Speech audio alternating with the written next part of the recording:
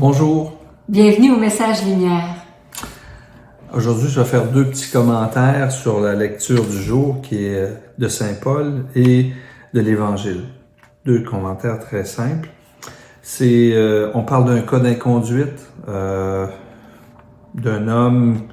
Il s'agit d'un homme qui vit avec la femme de son père, sa belle-mère, sa mère. Bon, l'inconduite, on n'en parle pas trop, mais on va développer un peu plus loin sur l'inconduite. Je vais vous parler d'une inconduite. À l'époque de la conquête du Nouveau Monde, les conquistadors importèrent des Africains pour tirer l'or des mines et les faire travailler dans les champs de canne à sucre. Le pape Paul III dénonce cet esclavage, cette inconduite, mais personne ne l'écoute, sauf Saint-Pierre Claver, que l'on fête en ce jour, le 9 septembre, aujourd'hui. Né en 1580 en Espagne, Pierre Claver, c'est un jésuite, et il est ordonné prêtre en 1616 à Carthagène des Indes, en Colombie. Il y passera le reste de sa vie au service des esclaves venant de l'Afrique qui débarquent dans ce port. Sa devise était « Esclave des esclaves pour toujours ». À cette époque, le nombre des esclaves capturés, amenés par bateau, puis vendus est estimé à 10 000 par année. Et ils étaient en général en très mauvais état après ce long voyage. Dès que Pierre Claver apprenait la venue d'un bateau, il se renseignait sur la nationalité des arrivants et trouvait des interprètes. Puis, il recueillait des aumônes et avec les interprètes, allait acheter des cadeaux pour les Noirs. Des oranges, entre autres. Puis, il se rendait en barque vers les bateaux. Et dès son arrivée, il souhaitait la bienvenue aux esclaves, prenant chacun dans ses bras. Il leur disait qu'il était comme un père pour tous. Il descendait ensuite dans la cale du navire pour soigner les malades.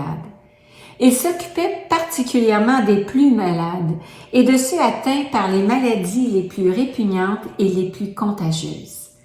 Les gens étaient impressionnés parce qu'ils n'avaient aucune crainte d'être contaminés et ne donnaient aucun signe de répugnance.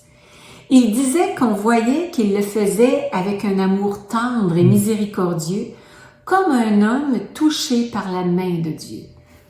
Le deuxième commentaire, c'est la main de Dieu. Ici, on parle dans l'Évangile du Christ, de Jésus-Christ selon saint Luc, qui avait un homme dont la main droite était desséchée, qui a été touché par la main de Dieu. On peut s'entendre que ça peut avoir plusieurs sens. Alors, on continue ici en disant, d'autre part, puisque les esclaves ne restaient que quelques jours à Carthagène, Pierre Claver se hâtait donc de les préparer au baptême. Il aurait baptisé, dit-on, quelques 300 000 personnes, 300 000 âmes. Ce jésuite visitait aussi les malades dans les hôpitaux. Il veillait sur ceux qui étaient les plus délaissés. Alors, un religieux qui était là, travaillait à cet endroit, disait que s'il n'y avait pas eu le Père Claver, ces pauvres seraient morts. Il rendait aussi visite à des prisonniers et en particulier aux condamnés à mort. Il ne passait pas une semaine sans aller les visiter. Comme avec les malades, il leur apportait différents cadeaux et écoutait tout ce dont ils voulaient lui parler. Finalement, la peste s'abat sur Carthagène en 1650 et emporte Pierre Claver qui soigne les pestiférés.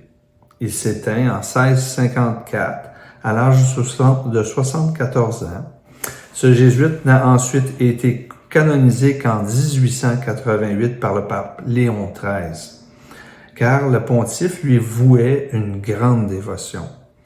Il ira jusqu'à dire qu'après la vie du Christ, aucune vie ne lui avait davantage remué l'âme que celle du grand apôtre Saint-Pierre Claver. Il l'a alors déclaré patron universel des missions auprès des Noirs. Aujourd'hui, il y a encore beaucoup de souffrance chez les personnes noires. Pensons simplement au mouvement politique Black Lives Matter, ou en français La vie des Noirs compte, aux États-Unis, au sein de la communauté afro-américaine qui milite contre le racisme systémique envers les Noirs. Pensons aussi aux milliers de demandeurs d'asile en provenance d'Afrique et d'ailleurs qui arrivent au Québec après souvent un long périple. Mais terminons maintenant avec une note d'espérance. Madame Kisha Estimé a fondé le centre d'hébergement La Traverse à Montréal-Nord au Québec en mars 2020 pour venir en aide aux demandeurs d'asile. Ce centre a ouvert ses portes à plus de 200 d'entre eux en 2023 dans les locaux de l'ancien presbytère de l'église Sainte-Gertrude. Magnifique, dirait petite sœur Suzanne. Prions pour qu'il y ait d'autres initiatives comme celle-là dans le monde. Sur ce, au revoir. Et à la prochaine.